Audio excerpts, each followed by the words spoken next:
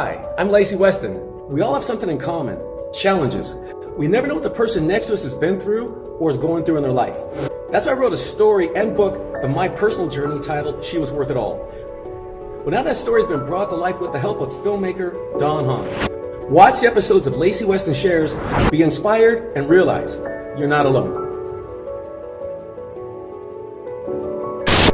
Eva, that was my mother, and thinking she was my sister, I loved her very much. We're always close together.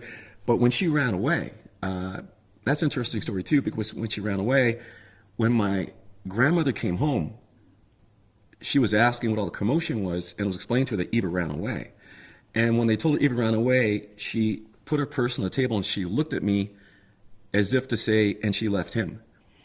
And I was playing with Eva's things because when she ran away, here's where the visions come in. Before this happened, actually, if I can go into this, it was the night before.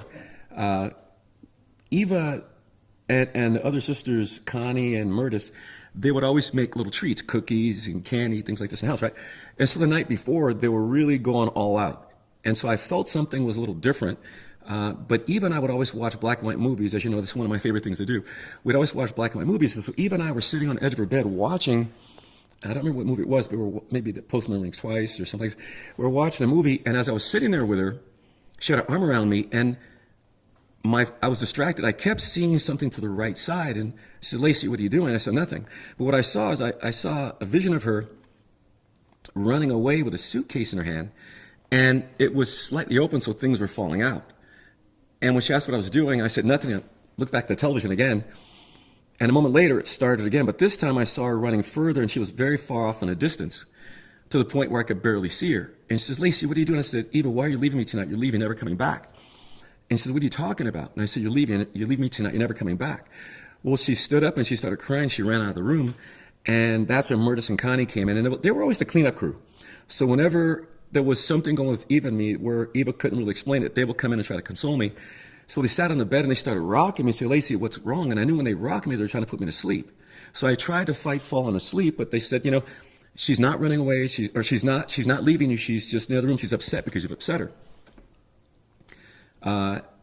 As they rocked me, I fell asleep. Next thing I know, I woke up. I don't know what time of night it was. All I remember seeing was the window was open and the curtains were open. And I was always terrified of open windows when I was sleeping. Even to this day, if I fall asleep and I've left the blinds open, I'll wake up with a jolt. I hear it. Let's pause just for a second, and I'll email someone. Just if you're cold.